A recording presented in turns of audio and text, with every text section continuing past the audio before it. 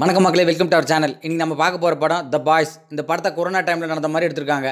இவங்க 5 பேரும் ஃப்ரெண்ட்ஸ் ஒரு அப்பார்ட்மெண்ட்டில் ஒரு பேச்சுலர் ரூம் எடுத்து எல்லோரும் ஒன்றா தங்கிட்டு இருக்காங்க. ஒருத்தர் ஃபுட் டெலிவரி, இன்னொருத்தர் ஐடி கம்பெனி, இப்படி ஒவ்வொருத்தரும் ஒவ்வொரு வேலை பண்ணிகிட்டு இருக்காங்க. தினமும் நைட் ஆனால் போதும், தண்ணி தம்மு சரக்கு தான். இந்த லாக்டவுன் பீரியடில் நம்ம நிறைய சம்பாதிக்கணும்னா நம்ம சரக்கை வாங்கி நம்ம வீட்டிலேயே சேல்ஸ் பண்ணலாம் அப்படின்னு முடிவு பண்ணி அவங்க தங்கியிருக்கிற ஃப்ளாட்லேயே நல்லா பார் மாதிரி ரெடி பண்ணிவிட்டு இவங்க ஒவ்வொருத்தராக தனித்தனியாக சரக்கு வாங்கிட்டு வந்து டாஸ்மாக் 3 நபருக்கு நைட் டைமில் இவங்க வீட்டிலேயே வச்சு பிளாக்கில் விற்கிறாங்க. சரக்கை வாங்க நிறைய பேர் வர்றாங்க. எல்லோரும் பக்காவாக என்ஜாய் பண்ணுறாங்க. வருமானம் கூரையை பிச்சுக்கிட்டு கொட்டுது. ஒவ்வொருத்தரும் ஆளுக்கு கட்டுக்கட்டாக பணம் சம்பாதிக்கிறாங்க. இவர் தான் இந்த அப்பார்ட்மெண்ட்டோட செக்ரட்டரி. நம்ம அப்பார்ட்மெண்ட்டுக்கு இப்போல்லாம் யார் யாரோ வர்றாங்க, நிறைய பேர் வந்து போகிறாங்க. என்ன விஷயம் அப்படின்னு யோசனை பண்ணுற இவர் ஒரு 2 பேரை மடக்கி இந்த நேரத்தில் எங்கேப்பா போகிறீங்க அப்படிங்கிறாரு.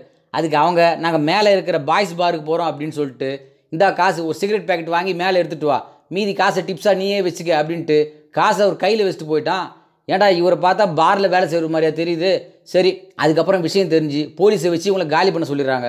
அதனால் இவங்க எல்லாரும் பார் நடத்துறதுக்கு ஏற்ற மாதிரி ஒரு வீடு வாடகை கிடைக்குமா அப்படின்னு தேடி அலைகிறாங்க.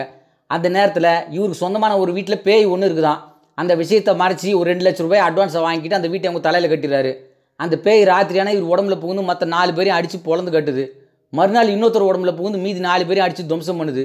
இப்படியே ஒவ்வொருத்தர் உடம்புலையும் மாறி மாறி புகுந்து மொத்த பேருமே ரவுண்டு கட்டி அடிக்குது. யாராவது தனியாக இருந்தால் தான் அவங்கள பேய் பிடிக்குமா. அதனால் இவங்க எல்லோரும் எப்பவும் ஒன்றாவே இருக்காங்க, கும்பலாகவே தூங்குறாங்க. பாத்ரூம் போனால் கூட பாத்ரூமுக்கு உள்ளே 2 பேர் சேர்ந்து தான் போகிறாங்க. கடைசியில் இந்த பேய்கிட்டேருந்து இவங்களாம் தப்பிச்சாங்களே இல்லையா அப்படிங்கிறதா மீதி கதை. இந்த படம் முடிஞ்சு பேர் போடும்போது இந்த பாட்டு ஒன்று வச்சுருக்காங்க. ஹீரோயின் இல்லாத குறைய இந்த பாட்டு மூலமாக சரி பண்ணிட்டாங்க போல்.